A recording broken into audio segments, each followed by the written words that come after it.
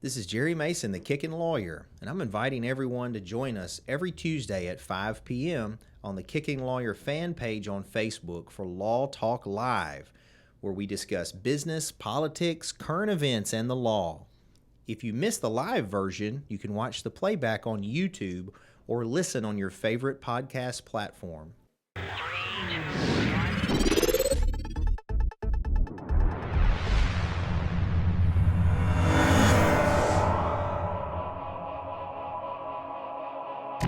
All right, it's Jerry Mason, the Kickin Lawyer. We're live for another Law Talk. I hope you guys are having a good afternoon. Don't forget, if you haven't already, like, follow, subscribe to our content. We're available on all social media platforms, all podcast platforms, all alien platforms, everywhere you can listen to us. We appreciate that, too. Please share it with all your friends, assuming that you have friends. And then don't forget to follow us on TikTok. You can see Josh do all the dances. Josh likes to dance. On TikTok, the dances. That's not true. I don't dance. If you haven't already, make sure you check out NA the Band. They're the local group we're supporting. They have an album, Inside My Head, that's available for free. They have shows going on around. Just make sure you check those guys out. They're local, and most of their stuff's for free. Michelle Allen is a longtime sponsor of the show. She's your go-to in the area if you're buying, selling, renting, leasing real estate. She'd be glad to help you out. She's also a pretty nice person. Just check out Michelle Allen, Cry Like Realtor. Don't forget that High Octane Martial Arts has been open for 30 years. It was my first business, and it's the reason I have all these other businesses is because I learned to kick people in the throat very effectively. Just visit masonsmartialarts.com. The Cellar Restaurant and Prohibition Bar, open 7 days a week, located right off Square here in Covington. We have trivia tonight, live music Friday, Saturdays, ladies' nights on Thursdays. It's something every night. Please check us out at the Cellar. It opens at 4 p.m. Every day, Saturday, Sunday brunch. And then if you need help with your online brand marketing, etc., just visit masonitemarketing.com. Josh will help you with social media, website design, whatever you need.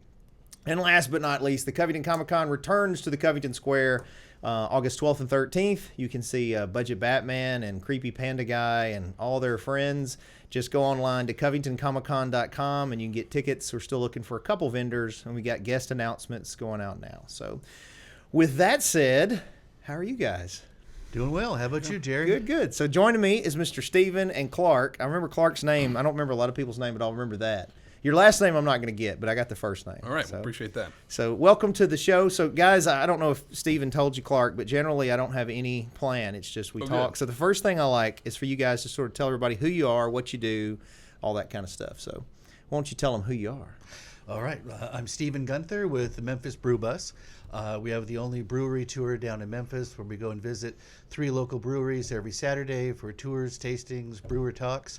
And I brought along Clark Ortkiese, who is one of the co-founders at Crosstown Brewing and my first partner in that business. Jerry, you never forget your first. You know that. I walked in, pitched the idea, and he's like, you had me at beer tour. Nice. So nice. It's a lot of fun, man. He had me at Ghost Tour is actually what Oh, that was our started? Okay. So yeah, I have a pretty strong interest in some of the paranormal and all that and UFOs and pretty much anything spooky. Cool. And he wanted to talk about brew tours at the brewery, and I was like, yeah, man, we're done. We're in. Yeah. Like we're done.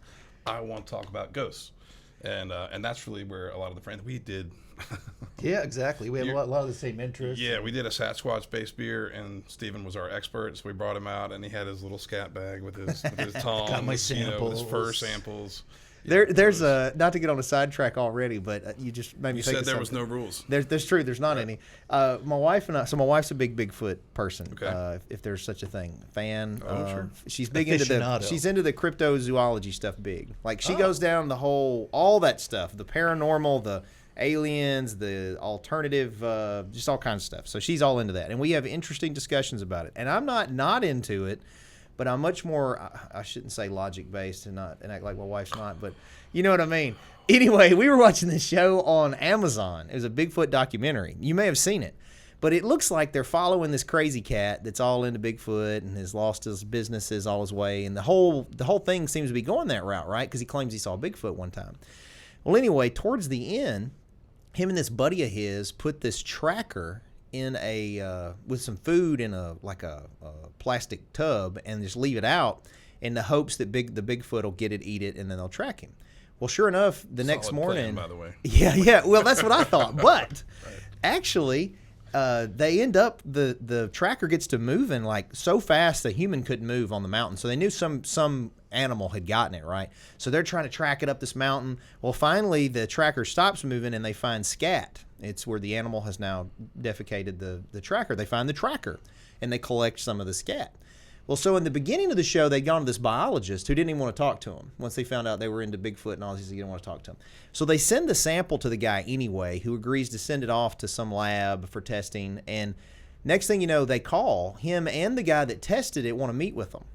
And they go in there and they just wouldn't, it was clear it had to have been something. They tried to say maybe it was an undiscovered group of small humans, like pygmy humans, that it had like human DNA in it. Like but hobbits. Yeah, maybe like that, yeah. But they wouldn't just come out. That was more plausible then than it was a Bigfoot, you know? Yeah. But anyway, it was one of the most compelling documentaries I'd seen that might have actually had some solid evidence of Bigfoot. It was very interesting. One of them, it just turned out to be the whole Bigfoot attack was a cover story for the weed industry. They were killing each other like on top of the mountain over these like blood feuds over the property rights. Nice. Have you seen that one? No, I haven't I've seen not that seen one. that. Murder Mountain. I think that's what that one is. Yeah. Huh. I'll have to get you the name of this one because it was actually compelling. And normally I watch. My wife likes what's the digging show? It's always on TV. The Oak Island. Oak one? Island. She Yeah. likes all that stuff. And they don't. They never find. Well, they find pieces of stuff. Right. And I'm like, come on, man. Like every time we watch it, the deal is like I get a head rub if we got to watch the show because it's a waste of my time. No offense to the Oak Island. It's the people. imagination. That's why those things, like every time you watch, if you're curious that way, like Steven, one of my favorite things about Steven's perspective is Steven loves it. No matter how ridiculous you get, like Steven's into it. He's like, it's like I want to hear the story. yeah, some of it's worth just the entire shock value of the whole experience. Yeah. Like it's such a bizarre world that people that like us that enjoy it. Like, But that show, they've been digging with that big equipment all these years, Yeah. whatever, how many seasons it's been on. It's like 10 seasons. Yeah, I've seen guys at the beach with a metal detector come up with more than that, right? I mean, that's $49.95. Hey, they're making cash though, man. They're making cash. I guess. So talking about that, what are y'all? Is this a local beer that you're drinking? it is. This is our beer. We make Oh, that sweet. at Crosstown Brewing Company in Memphis. So you're a part of that? Yeah, I'm one of the founders. We started basically out of my backyard. My partner Will and I were home brewers and getting way into it. And they were in Memphis. The Crosstown Tower is it was an old Sears building. So it's got this 7-story tower, old Gothic architecture. It's really cool. It was right by my house. In my backyard, we're looking up and we're like, man, they're going to redevelop that building. We should put a brewery in there. And it was kind of like a dare you not to do it. We're hyper competitive. He's like, I bet you won't. I was like, I'll draw up a business plan, Awesome, man. Like, awesome. We'll do it. So yeah, that was all probably 7 years ago. We opened 5 years ago at the Crosstown Concourse. We've expanded our distribution into 3 states. So we've got Arkansas, Tennessee, and Mississippi, and doing all kinds of crazy stuff at the tap room all the time, cranking out new beers. And, Nice. I didn't realize that. Well, you know what? If you brought another one, I'm gonna drink it. I'll get you one. I didn't realize it was We yours. would come up I'm here gonna drink. empty-handed. I'm gonna taste some of it. Yeah, I travel with the some of it. cooler. What's your general beer preference? Bourbon. Okay. I don't drink beer. It's serious. I drink bourbon. I drink bourbon kind of like water though. So. But craft beer is so different, and that's why I wanted one of the reasons we wanted to start. I drink the a tour. fair amount of bourbon myself. I don't have to be so specific. I'm pretty open-minded. If it starts with B, it's for me. That's right. Lucky Chompers. That's our Helles lager, so it's just a nice, light German-style lager. Oh, well, then I'll probably like. I like. So if I did drink beer, it's usually like Coronas and stuff. There you go. That should be right up your alley. Yeah, that should be great. Mr. Engineer, you want to try one of the You Crosstown thirsty, beers? Josh? Sure, I'll take one. All right. I'll take a light I didn't one, think a you would light say beer. no from behind the curtain. It's good. back there. It's good. And, and unlike some beers, I don't suddenly need to wear a dress or anything. I'm not touching that It was a one. joke. It was a joke. I wasn't joking. We're just letting that lie Yeah, right that's on the table. dangerous in the beer industry right now, isn't it? No. Well, hey, man. You know what? Here's just a side note. Okay, I want to talk about your company. I'm very interested in this, by the way. So we have the cellar, which you'll see in a minute, right? Mm-hmm. Well, my business partners and I have been talking. I am super into bourbon, like deep. Like I just got back from Kentucky, and I got certified as a executive bourbon steward, which is kind of like a sommelier with bourbon. And like I had been training for it by doing these blind flights, and I had in over 6 weeks, twice a week, I still had 100% win rate on like identifying the bourbons, which shows I'm an alcoholic, I guess. But anyway, Connoisseur. Exactly. Connoisseur. I'm big into the bourbons. But anyway, my business partners and I have been talking about doing a distillery for bourbon, but not doing it where we immediately do the cost on the distillery, but doing it where you kind of pick some barrels, bottle them yourself, and then sell your bourbon. Mm-hmm. But what I'm interested in, and we may or may not talk about this on the air, is Tennessee is so jacked up with its liquor laws. Mm-hmm. And so beer may be a little different, but we have at the cellar a drink by the drink permit, right, where you can sell liquor and beer by the drink. And so yeah, and so I'm not sure we can then also get one where we do distribution. Now I'm not on the liquor license; my other two partners are. So we wondered if maybe that saved me, and maybe I could. I don't think it's going to, because when you're applying for those licenses with the state, you're pulling.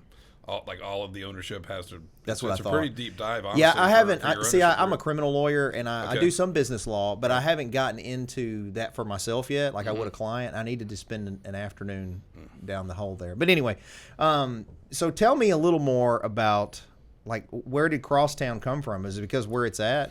It is. I mean, like I said, we were in my backyard. It was really neat. It was an urban revitalization project that was led by an artist, really an art professor, really, Todd Richardson, who still is the head of the Crosstown Concourse. And at the time, he was pushing the idea of a development that was going to be it was to be different. I mean, it was mixed use. I mean, there's retail on the ground floor, there's office space in the middle, and residential on the top floor. So that's traditional, but their tenant mix has been really different. They've had a mission to focus on the arts, education, and healthcare since day one. And so the Church Health Center, who helps provide, it's kind of makeshift insurance for the working poor. I'm familiar with it. They're fantastic. I used to have it. Did you? Back when I was it comes in pre-lawyer poor, I had it. Yep, and we've had servers that have had it too, and it's a great thing and great people. And Dr. Scott Morris is fantastic. So, and lots of other medically oriented tenants that are over there. Then educationally, like Teach for America's had offices there, and Teach Tennessee, and so many groups. And so, and then the arts has been really the third component that's been awesome. So they have Crosstown Arts, which has its own. There's art gallery on the premises, which changes quarterly. They have a music space they call the Green Room, and so all these kind of community of people. We have doctors and musicians, and they kind of tend to float down towards the tap room and have a beer, and we get to talk about that. That was the dream. That's kind of actually how it's played out. How has it been for you? And I want to go to y'all's sort of pub crawl thing you do too, but I'm just so familiar with this, with pieces of this. So this whole industry to me is like, here's how it was with law. When I got into legal practice, it wasn't that I thought I was smarter than everybody else, but I did have an idea that I was a better marketer than everybody else. And when I got into it, there were certain questions I had that I would ask lawyers because it was like a puzzle. I kind of saw the outline of the puzzle, but it was missing pieces to it. So I was trying to get those pieces. Well, getting into this industry, whether it be bourbon or even beer, or even in hospitality with a restaurant, it's the same thing. Like there's this big piece of this puzzle, and I see majority of it, but there's pieces missing. So what I'm getting at is, like, until we had the restaurant, I didn't know that at the restaurant, state law won't let me just sell whatever I want to sell from whoever I want to. It has to come from my distributors. So have you got it set up where I could purchase this through a distributor to sell? Yeah, we're distributed through Clark. Okay, well then we could get it then. Yeah, you can. Well, we need to carry it then. You absolutely should. Yeah, I would love to. And then I would love for that to tie into what we were talking about potentially doing, is maybe something this area together on a haunted tour / pub crawl / bourbon tasting / all of it. We had all kinds of ideas. Yeah. We talked about maybe doing a special dinner there. Mm-hmm. We have kind of a curated menu, and we can share a little bit with some beer pairings that Clark could do. You with your new bourbon knowledge. Those two go really well together. And then this is what I think is really great. I didn't tell you about yet. You need to tell them about Boris. Now we're going to put the two together. We do have a bourbon barrel aged Russian Imperial Stout called Boris. So the beer, before it even goes into the bourbon barrel, is 9%, and it gets a little barrel creep. We try to keep it just as much below the legal threshold as we can, without getting a distiller's license. And then so you really get, like, the beer itself has its own alcohol, so there's tons of booze, and then the bourbon notes that creep in. They're not always like what you think of as like just ethanol. They're not hot and burny. A lot of times they're caramelly. They can be sweet. They can be coconut. Coconut's a big one that I can get. Vanilla. There's lots of vanillins that are in there. And it's right on the end. It's such a nice drinking beer. It's like a sipping beer. And what's that called, you said? Boris? I'd like to try that. Oh, sure. Yeah, it's really good. But the finish that you get, like, I just like to drink that at home, like at the end of the night. So it's clean if taste. we wanted to really be cutting edge and stretch me, this is it's not a thing I've done before, but there are beer and bourbon pairings. And you can sit down and you can actually work on which is the best beer and bourbon to drink together, which would be a big stretch for me, but I'd be interested in tackling that problem. Yeah, I mean, I'm open to whatever, because what we found at the restaurant is, and you may have found this too, you have some people that are very passionate about beers, and they prefer local beer and to try what the local beer is that you have. And you have a competitor that we have there pretty regular that people ask for because it's considered local. And then you'll have people like me that are bourbon guys. And it's like, I don't really ever even look at the beer menu personally. I look at what bourbons they have. And there's a couple of questions I'll ask if I go someplace and can quickly assess whether they have what I consider good bourbons or not, based on a couple of the couple that they may have. Anyway, so there are some, though, that are very adventurous and are probably open to whatever. We just met, and this all spawned off of our email together. I met with a chocolatier, a local chocolatier from Tipton County, and he's actually 15. Okay. And he's got in Munford, they've opened, he's already trained by like this master chocolatier out of Sweden or something. I don't know. It's good stuff. He knows what he's doing, it seems like. And super aggressive. And they came to us about maybe providing some chocolates to pair with the bourbons. And you can do that with beer, too. You can do pairings all different ways. So what I like is the idea of all these moving pieces locally supporting each other. You guys come here and show us what you got. We maybe go there some, show you what we got. You could always have Budget Batman drinking your beer on your ride. Right. We do a pub crawl with Budget Batman. That'd be kind of cool. Yeah. We can do it all day. Budget Batman gets better the more he drinks. Put him on the Bat bus. Drive around. We can do that. Tell us a little more about that. So what if they want information on how to do these? And I keep calling them pub crawls. What did you call them? What we're talking about today is the Memphis Brew Bus. This is our beer tour. We do it during the day. Memphis Brew Everything Bus. else, as you know, we're nocturnal. We're out at night usually on our ghost tours. But a few years ago, we were thinking, what else can we expand into? What assets do we have? Well, we got a bus and a ticketing system. I used to homebrew. Like, I'm a beer guy. I just love the variety that you can get today, different flavors and styles and different types of nationality origins and things. And it's just such a wide open and like varied canvas once you get into the craft beer thing. And so I thought, well, shoot, let's do a beer tour. It's just spirits of another kind. We do the ghosts at night and we do the liquid spirits during the day. And so on Saturdays at 2 o'clock, we pile in the bus and we visit 3 local breweries. Crosstown's always our lead-off one as our initial partner and one of my favorites. We visit them. We get behind-the-scenes tours. Each of the brewers, like Clark or at the other places, also talk about what makes them different, what makes them special. Each one sort of has a niche. Maybe this one does more IPAs, this one does more sours, different things. So each one and each brewer / owner kind of has their own style that they bring to it. And so we rotate the various breweries. And to your point earlier, there is a whole class of travel that just love Epicurean or drink experiences. And there's a beer app. People have it on the bus all the time, and they just mark down all the beers they've had across the country. You can kind of track it.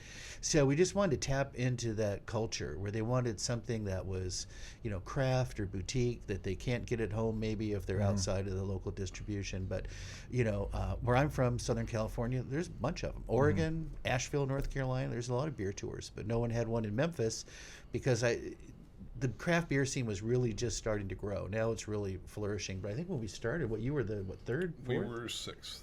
And I think there's 12 now. The new one, there's a Nano on Cooper that I think makes 13. Okay, but that's a boutique. Is it easier for that than for the burp? Because you got Old Dominic is really the only one I know that does it's immeasurably easier to start a brewery than a distillery. I mean, it depends on your scale, but if you're at any kind of scale that you would think of, like I think like you're talking about with barrels is a much. Well, we're talking about fun. We're talking about building a brand. Yes. Really.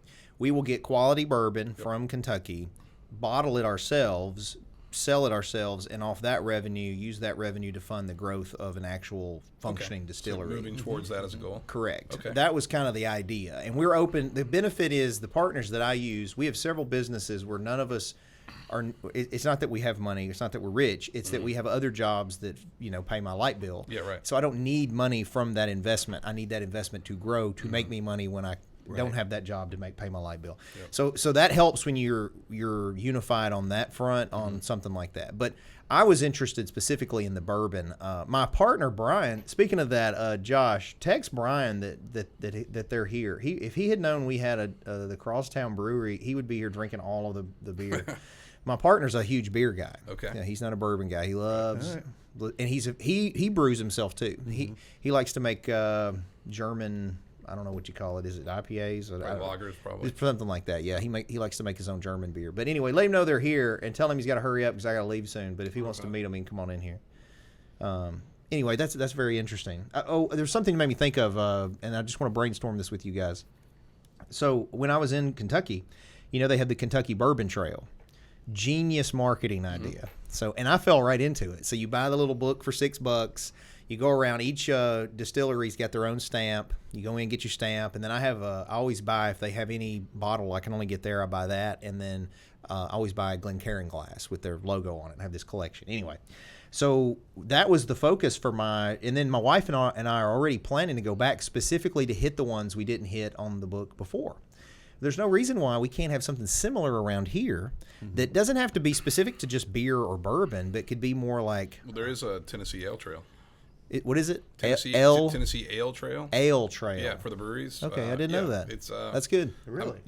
So I'm on the board for the Tennessee Craft Brewers Guild, and that's an initiative that they tracked down and made a thing, and they're pushing it. And I think there's 70 breweries probably plus. Oh, that's good. That's good. Well, what happens if they visit them? Do y'all have stamps and stuff? Same thing. Very similar program. Yep. Sweet. Yeah, I was thinking of something. That's why I was thinking along. Discount. I think there's a 10% discount that comes with it. And, but the discount becomes inconsequential. These people same thing. Like Steve's talking about, bringing these 8 to 20 groups in that come in, nobody that comes to our brewery is more engaged than the people that are in the middle of this tour. They want to buy T-shirts. They have to buy in beer to go. It's super hyper engagement. Yeah, so we do on a local small level at the cellar. We have a bourbon card. We also have a wine card. Right.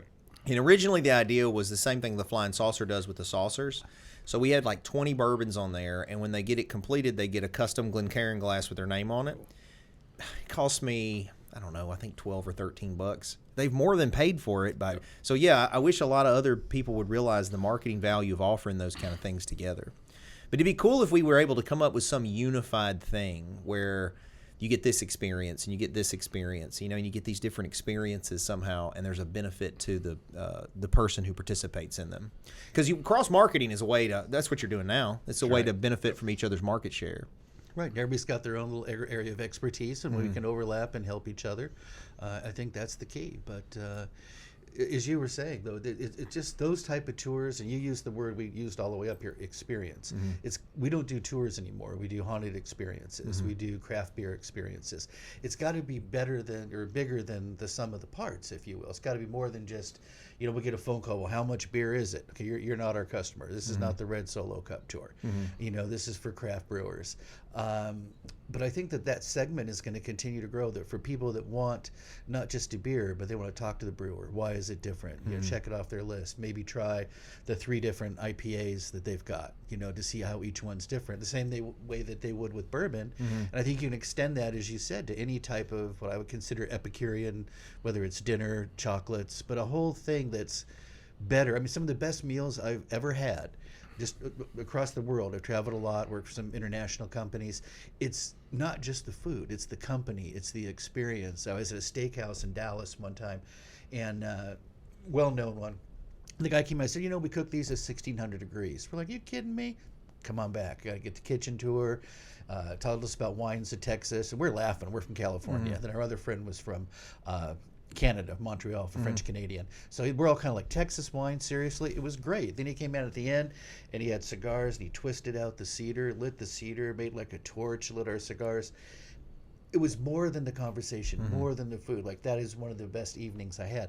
I think that's the type of person that we're looking, that's a craft beer person across town. Maybe have a bourbon experience at the cellar and take our tour on the brew bus and experience that. That's the sort of clientele and experience that we're focused on delivering and figuring out how to expand that. Because I know when I travel, that's what I'm looking for. Something unusual. And I think sometimes there are hidden benefits to doing those different experiences. Like, for instance, I've done a wine. I don't like wine either.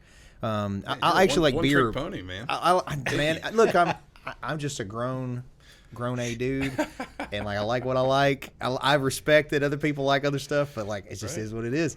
I'll be drinking a White Claw on the golf course sometimes, man. I got things going on. I got a story on White Claw that I'll tell you about. Anyway, I didn't even realize they had alcohol. I made a mistake with them. Anyway, what was I going to say? Oh, yeah, I drink wine, right? So I did a wine flight, and there was experiences in the interaction with the other people there, and then there's lessons I learned that I didn't know about how wine was done. So even though I'm not a fan of necessarily the wine itself, the whole experience was worth the price of admission, you know? Exactly. So, and that's why when we went to Kentucky, we did 3 paid tours. Now, we made the mistake of doing them all the same day, back to back, and I almost got kicked out of Old Forester. And then I was with my business partner, James, and he was lit too. And so we were late to Old Forester, and this little dweeby tour guide was like, we just got there, and I was like, hey, I'm sorry, man, we were running behind. They said, come on down. It's like 12:05. Anyway, the little guy goes, I lean over to say something to James, and the tour guide goes, excuse me, sir, is there a problem? Is there a problem? We have a problem here? And I was like, and James is going, whip his ass. He's like, whip his ass. And I'm like, I'm a little lit. And then my old school Jerry Mason would have whipped his ass. Mm-hmm. And then I was like, sorry, I don't mean any offense, sir. Yeah. Anyway, my point is, like, we were a little warmed up. But it was a great experience, the whole thing. The tastings were all different. You're right. Even though there were 3 distilleries the same day, each one of them was unique in something that they had. Right. They have a story. Yeah. So I highly recommend that people do those. And I would be interested in doing the tours and whatnot, the tasting flights and everything, even with Crosstown or otherwise. I'm open to that. It's just right now I'm so deep in that bourbon stuff that tends to be my focus. We'll wait till you come out of the barrel, and we'll get you into the beer game. Okay. Yeah, well, I mean, to a certain degree, I've avoided bourbon snobbery because the last time I got into a spirit to that degree, it was beer, and this happened. Yeah. And to be honest with you, like, I love beer in a way that you just, especially making it now. Yeah. But my enjoyment of it has shifted. Like, I play a lot more golf than I used to. Like, homebrewing was an escape, and now I need an escape from the escape. Yeah, I get it. I get it. And I have this, like, fear with bourbon, and I really try not to learn. I just try to know what I like and trust my friends. You know, that's a good point you say that, though, because I just want to enjoy it and just you're looking in the rabbit hole, but you're not. Yeah, just be dumb, but that's just delicious. That's a very good observation. You know that you bring that up, it makes me. It is. I just immediately shifted. I had a Freudian shift there. Because when I owned a martial arts school, that was the first thing I did. Still do it. But when I bought the place and became the instructor, all of a sudden my passion became a job. And it definitely changed the focus. For sure. And right now I'm all deep in this bourbon and like, oh, it'd be great to make this stuff and do it. But you may be right. Maybe I need to just think about it as enjoy it. Be an athletic supporter. Yeah, you know? Yeah. Well, I'm definitely that. Yeah. So how do they get a hold of you if they're interested in visiting you guys or doing the tour? For us, you can go to crosstownbeer.com. Go right to the website and our event schedule and all that. I've seen it. I may have even had one before because I'll drink local beer. If they don't have a good bourbon option, I like to try local stuff. If you're slumming a little bit, just have a little bit of beer. That's not what I meant. Right? Okay. You know, I'm not even snobby about it. Like, I just enjoyed the taste of the bourbon. I'm snobby about beer. Well, traffic. This one, if I can't get to the brewery, I can buy this at Kroger, right? You can. Yeah, that's nice. That's our number 1 beer. That's distributed. You can get that just about. What's your distribution right now? How? Yeah, Tennessee statewide, most of Mississippi. We go all the way to Jackson, Mississippi, and we got a little bit of eastern Arkansas. Nice. Yeah, that's where we are. My wife's family's from Arkansas, and they drink a lot of beer over there. Now they're kind of picky about their beer, though. Like my father-in-law brews his own beer, sometimes maybe not legally, but anyway, he homebrewers are always the beer snobs. I mean, that's why they homebrew. But when he comes, that's all the only way they could get good beer was to make it. Yeah, there was no good beer. That's a good point. That's a good point. Sure. Well, I like this beer. Like I'm going to be honest, it's not because you're sitting here. Yeah, Lucky Chompers. Yeah, that's a good one. Yeah. You should be able to get that at your Kroger. Yeah, cool. I hate that Brian's not here. He'd be all about it. Yeah, I texted him. He ain't. What is the alcohol? This is 5.5%. I just don't know. What does that compare with most beers? It's a little bit higher. Like a Bud Light's coming in at 5 flat probably. Our intent was for it to just kind of be in the wheelhouse. Traffic, our IPA that I'm drinking, comes in a little hotter. It's 6.2. And truly, if that beer is better in our recipe formulation, like if we make it to 7.2.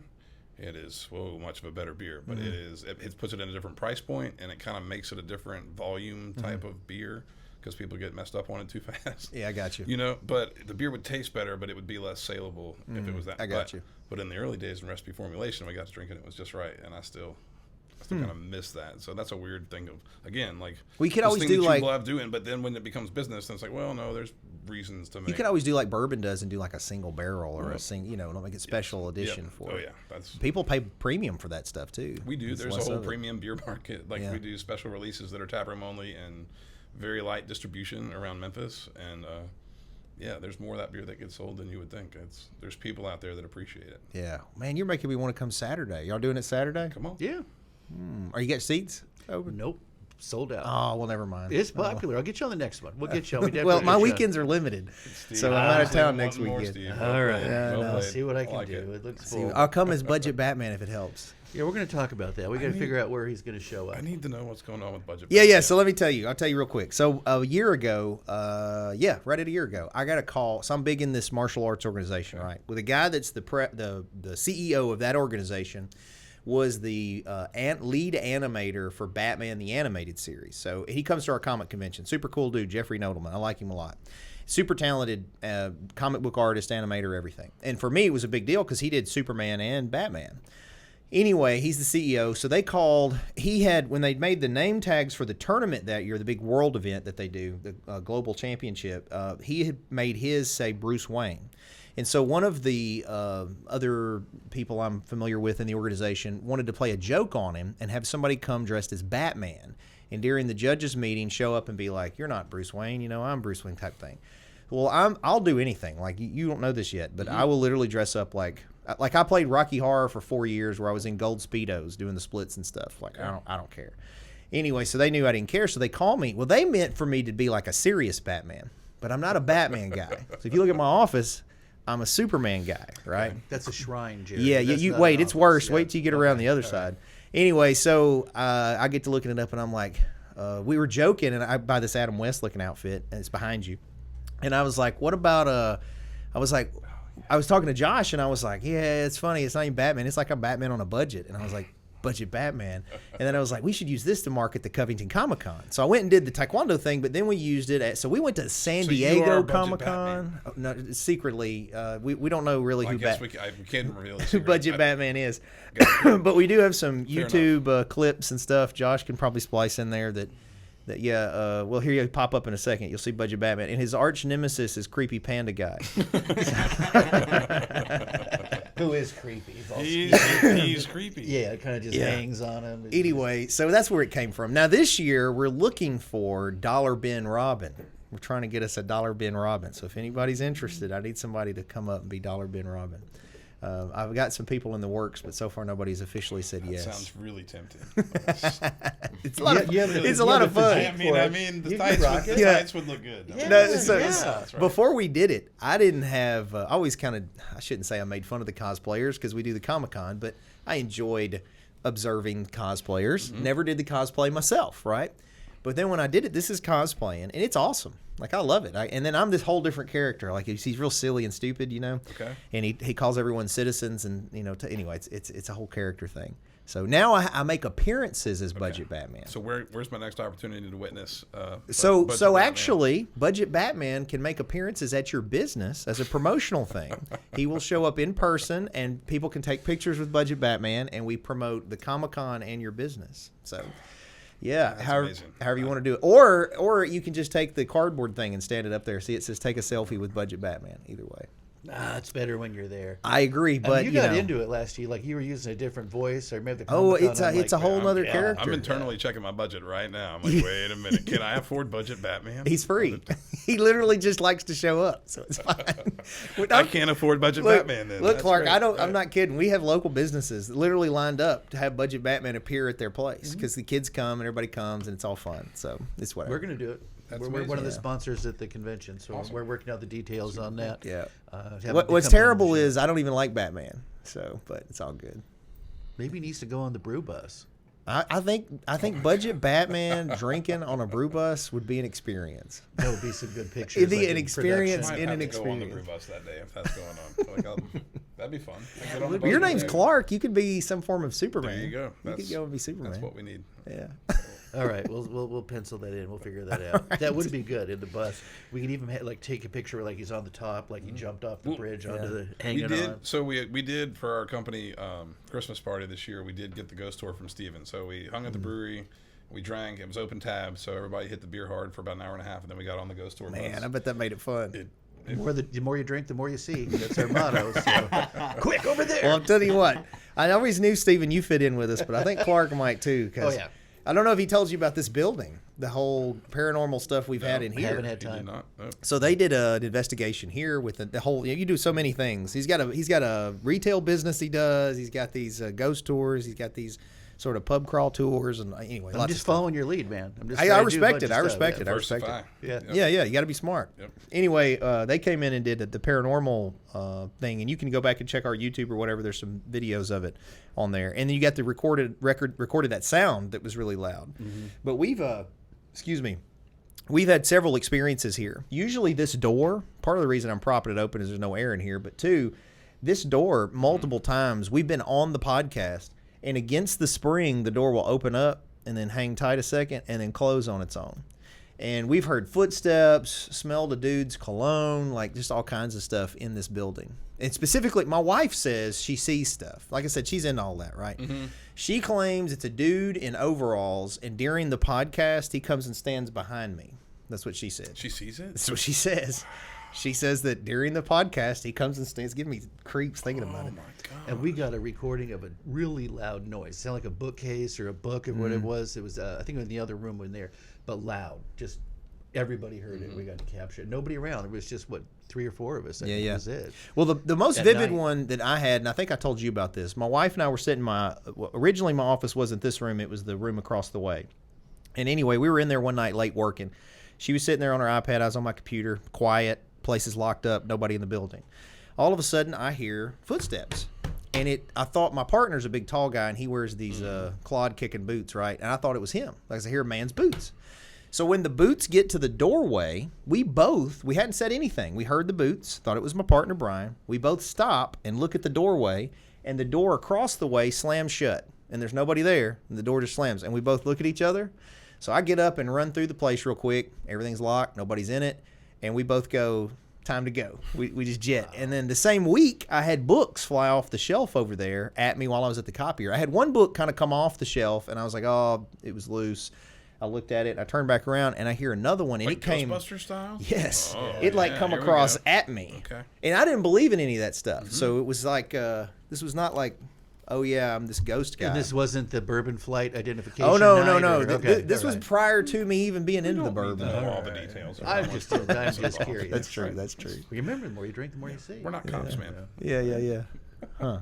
That's pretty cool, though. All right. We did get to experience that. Well, anyway, there's lots of paranormal stuff everywhere. And we were talking about you guys doing some research here. I even found a local girl that I'm going to put you in contact with that apparently has done a lot of that research on some of the paranormal stuff around here.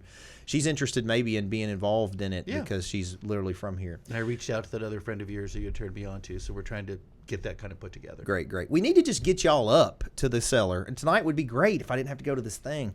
It would be great. If y'all are there long enough, if you drink enough of the stuff and hang out, I'll be back. But I have to go to this meeting in Ripley Yeah, if first. not, we'll pencil it in. We'll come Yeah, up. but it'd be great to have y'all come back and we'll feed you. And I'm pretty free tonight, actually. My Good. my kids are at camp, and my wife is gone to a conference for her work. So I'm sounds perfect then. So you're getting warmed up. I can sit somewhere and chill out. Josh is running trivia. So I'm running the trivia. normally on okay. Tuesdays I do the trivia, right? But Josh is nice enough to handle it for me Is there tonight. a theme for trivia tonight? General knowledge. General knowledge. Yeah. Oh, that's my. It's very random. That's me. It's very random. I should have put some beer stuff on there. All right. But anyway, that's from like Do you 6:30. do sponsors for your trivia? We do sponsors, and how about- tonight we didn't have one, so the Covington Comic Con is sponsoring it. Okay, So, there yes, you go. but next Tuesday's our last one. So we do a tournament, right? Okay. And next Tuesday's our last one in this season of the tournament. So it's the finale. It's usually the one where the most folks are there. Okay. And we'd love to have you sponsor it. And all you got to do is we need 4 prizes, and I always say 2 that aren't shitty, and then one that's like a grand prize. So we always just give them 4 different prizes. So as many as 3 shitty prizes? Is Correct. that- okay. That is All right, correct. good to know. Got it. Yeah, we're good. We have all the gear covered for that. Nice. Love to do that. That's easy. I have a new sales guy. I'll probably just bring him. Sure. We'll do one of those sponsorships. We'll come out and we'll probably give you like a case of glassware and let you. Awesome. Like everybody Well, you buys know, a beer, takes the if glass it ends up home, we don't and- hook up tonight, I don't know what you're doing next week, but I'll be there next Tuesday either way. And I'd love for y'all to meet. You can meet James tonight. He'd I like want to go over and to meet know real you. quick, but I think maybe to spend more time, and I'm tight tonight and tomorrow. Okay. But we could do it Oh, next you're week. tight tonight? Yeah, I'm tight tonight. Okay. No problem. It's all good. It's all good. I'm always, you know where I am. I'm always here. I'm always at find one you. of these businesses Just around hang here. out at the cellar and take an Uber back to Memphis. That'd be good. Sounds Yeah, good. if you I think we have like one Uber, so yeah. and Uber. That's me. I'm also the Uber. Yeah. Cool. All right. Well, why don't you tell them one more time where they can find you guys and find information about your stuff? You can find us the memphisbrewbus.com, memphisbrewbus.com. And you can learn about the scheduling is on there on Saturdays, availability, and love to have you come join us on our journey into the craft beer scene here in Memphis. I'm excited too. Yep. And for the brewery, crosstownbeer.com is the website, and of course social. We're heavy on Instagram and Facebook. We're pretty easy to find on those. So one last thing, Clark, you may enjoy. So Blue Note, you're familiar with Blue Note, right? Very. Blue Note likes the Kickin' Lawyer because the Kickin' Lawyer did a commercial specifically about Blue Note's bourbon flight that we did. And they even did a marketing campaign, because I'm really best at marketing. This is what I'm really good at, is the marketing. Anyway, I did a whole thing where it was, I had a kung fu fight from 20s style with these mobsters in our bar. And at the end, I said, nothing comes between me and my Blue Note, and drank the Blue Note. And then they made that like a slogan. Right. So, I could always do a Crosstown brewery There you go. commercial. We work with them. We did a collaboration with Blue Note bourbon. So the beer itself, the Boris, was aged in the Blue Note barrels, which is Okay. cool. Yeah, that is cool. That is was cool. the year. And then a coffee friend that we know in town has a coffee that's made by soaking the coffee beans in Blue Note bourbon barrels. So they sit there for however many months they do, and then they make the coffee out of that. Then we mix that coffee into the beer that was also in the same barrel, and made that one big thing, and that was like our special edition of Boris this year. I bet that was a unique taste One of them. profile on that. It was more unique. It's more unique than anything I think we've ever really brewed. Like it was just different. It's really great. There's a little bit left. I'll bring one to you. That's great. Well, that's Next also time I great come use down. of those barrels. Right. Because, once they use them on bourbon, you can't reuse them for bourbon anyway. So that's good. Yeah, there's a whole life cycle. If we were to get into some different kind of wild brewing techniques, we could use those barrels many times over, and we could long-term age things while they got sour and develop these really weird flavor characteristics that are delicious. But takes a minute, right? That's going to set up. a little Yeah, bit. and that's like 2 to 3 years sometimes from the day you brew it till the day you release it to the public. That's Yeah. Huh. old world type stuff. Well, I appreciate you guys coming in. It was really nice to meet you. Well, I know Steven. It was really nice to meet Yeah, you, you as Clark. well. It's always Thanks. good to see you too, Steven. Yeah, thanks for having us, Jerry. Yeah, no problem. And seriously, if you decide to hang out and he needs to go, even if we don't Uber you, I can get you back to Memphis. I'll be all right. I know a guy. I got a Jag. It'll go pretty quick. Get you All back right, there. that might be Yeah. a fun car ride. Yeah, especially at the end, right? Right.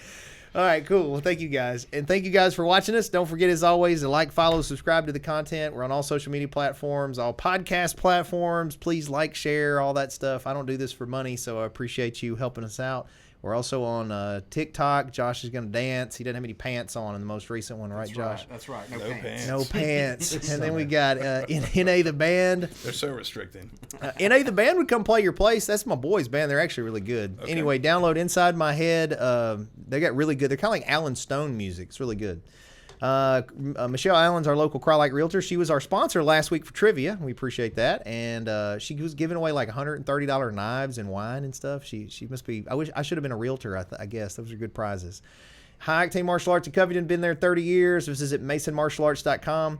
We'd be glad to help you or your children or whoever learn to kick and punch, get confidence, and all that good stuff. At the Cellar Restaurant and Prohibition Bar, we got something going on every night. Saturday, Sundays, there's brunch now from 10 a.m. to 2 p.m. We've got good drinks, good food, lots of good fun. I think there's Dry Age New York Strip this weekend, so check us out. And then Masonite Digital Marketing. Josh, I'm glad to help you with your online brand, your website, email marketing, social media posts, video production, porno, whatever you want. Just visit masonitemarketing.com. Long as they pay, I don't care. And the Covington Comic Con returns to Covington August 12th and 13th. Budget Batman and Creepy Panda Guy and everybody else will be there. It'll be a lot of fun, so we'll see you guys there. Visit CovingtonComicCon.com. You can buy tickets or get a vendor booth. We'll see you then. So again, I thank my guests. I thank you guys for watching. We'll see you next week. Keep kicking.